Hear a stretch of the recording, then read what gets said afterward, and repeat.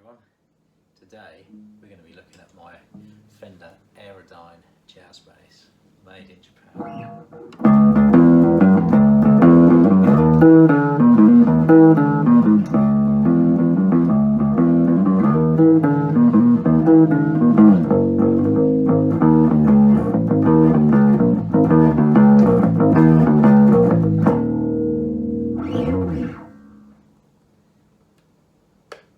Okay, the Aerodyne jazz bass. So this one I bought a few years ago now, probably 3 or 4 years ago. Bought it used again because we're in 2022 now. So just looked at the serial number on this. So this one is a crafted in Japan model. You can see there. It's made between 2002 2004 according to the online serial number generator, so I can't get any closer than that. So within 2 years though, so 2002 to 2004. So other than being made in Japan, the unique features of this bass, you can see how thin it is, the actual profile of the bass. So this is why it's called an Aerodyne. You see how thin the body is there. It's really cool, quite light, about 3 pounds lighter than a normal jazz bass. Got a nice white binding on. This one's in candy apple red metallic. We've got a single jazz pickup here and the precision bass pickup in the center position. We've got 2 volumes and a tone as controls and a normal jack input. Changes that I've personally made to this bass is I've put a Fender high mass bridge on here. So as standard it comes with the normal sort of Fender bass bridge, but I decided to go for the high mass bridge. Just gives it a little bit more sustain. Sounds really good. And I've also got a drop tuner on here as well. That's made by Hipshot. The reason I put the drop tuner on there is I played a lot of songs in a band I was in drop D, so that was really useful to switch between the two. I was in a covers band, so save swapping basses. I can just simply drop from E to D, so that's good. I've got rotor sound strings on here, which again are great. So a bit of history on the Aerodyne Jazz. They were initially, I think they did an export model, which didn't have the binding, from what I can tell on the internet anyway. These models were Japanese domestic market only, at least initially. I mean, I've seen some in the shops around here recently, but obviously we're in 2022 now, so they may have changed their marketing strategy, but at the time I think these were only for Japan.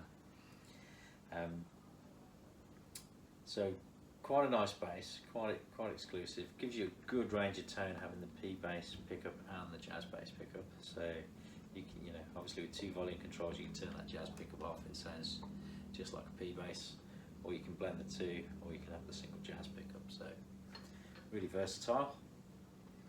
I think plays really well. Nice thin neck, especially up here at the first fret end. See, I've got very small hands, I can get my fingers right around that neck, so that's really makes it easy to play.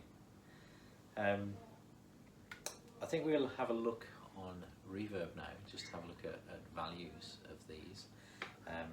I know I got this for a very good price. It is knocked about. Previous owners geeked this around a fair bit, so you can see it's not in the best condition on the back there. A lot of scars, even down the neck. There's a lot of marking, but it's still a very nice sounding bass. So I'm very pleased with it. It's one of my favourite basses, and of course, like a lot of my favourites made in Japan, you can't really beat the quality of these Japanese basses. Anyway, we'll have a look at reverb, see what they say. Okay, here we are on reverb, just having a look at Aerodyne jazz basses. See, there's quite a few. The new Aerodyne 2 seems to go for about 2000 by the looks of it. And here are some older basses down here, so anything from 1200 through to a couple of grand. Some pretty expensive stuff on here.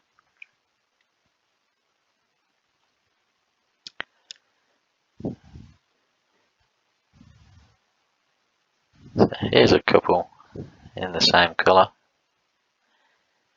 Let's maybe have a look at this one. Okay, so $1,100, just over, plus about 300 shipping. It's quite expensive for the shipping, but probably coming from the US or somewhere overseas. So yeah, we can see the standard bridge on this one.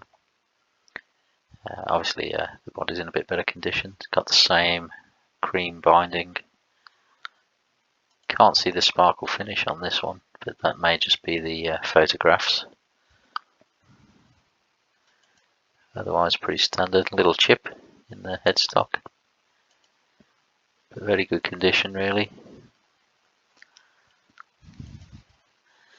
Yeah, a few marks on the body. Nothing too great.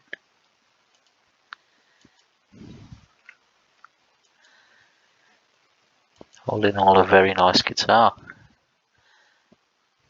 And what did I have that for? 1140. What have they said about it? Okay, this is 2004-2006, so slightly newer. Many scratches and dents. Wow. Okay. Well, I didn't pay anything like that sort of money for mine, so I think I've got a good deal. Yeah, well, thank you for tuning in and watching. If you found some value from the video, then please consider liking the video.